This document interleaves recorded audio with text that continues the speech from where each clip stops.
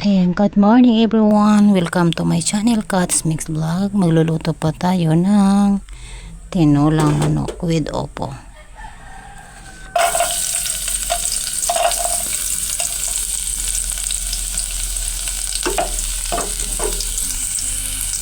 Isa na natin yung mga sangkap.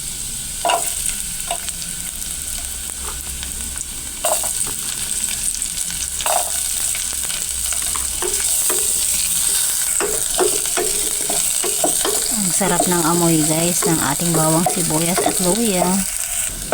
Antayin natin siyang mag golden brown ng konti bago ilalagay natin yung manok. Ayan, okay na yan at ilagay ko na yung karne ng manok. Isasangkot sa muna guys para matanggal yung lansa at maluto ng hapya.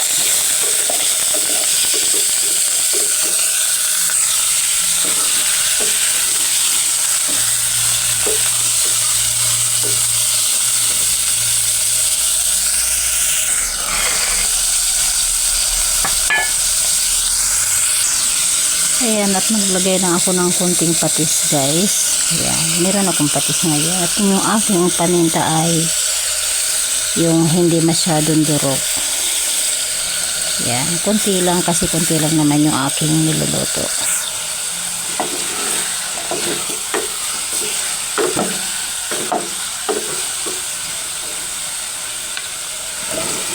At yung ating upo. Ayan.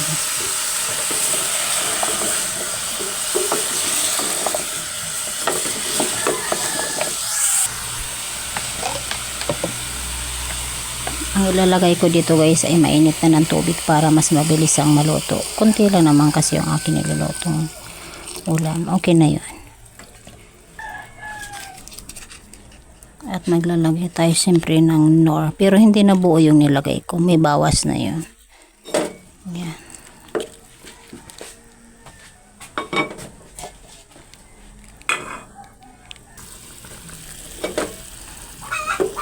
Ayan po ay kumukulo na. At sa palagay ko naman kulang pa yung aking sabaw guys.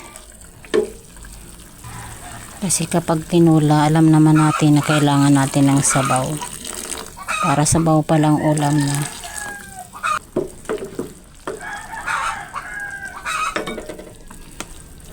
Tikpan din natin bago tuluyang maluto. Para malaman natin kung ano yung kulang. Pero sa palagay ko naman ay okay na yung lasa. Antayin na lang natin maluto ng tuluyan yung gulay at yung karne.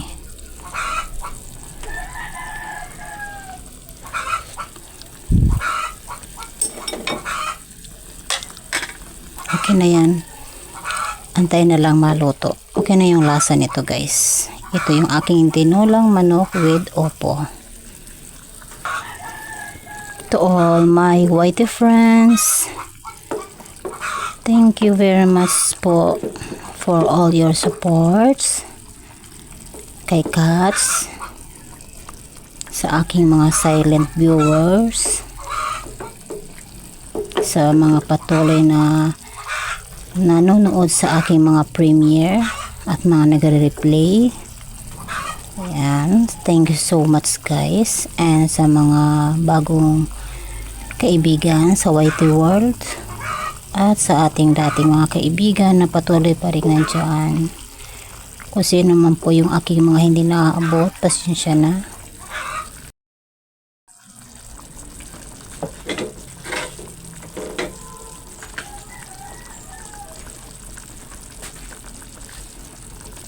Ayan, iluto na po ang ating tinolang manok with opo. At dahil sa masyado siyang ganyan lang ang kulay, ay lagyan natin ng pampakulay guys. Ayan, masyadong maramot yung puno ng sili sa likod bahay. Kunti lang yung ating nakuha.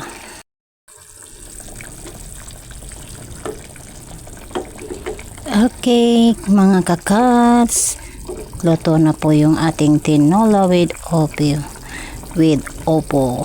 Diba po? Yan, may tili-tili. Thank you so much for watching and God bless you all. Ingat po lagi. Bye-bye.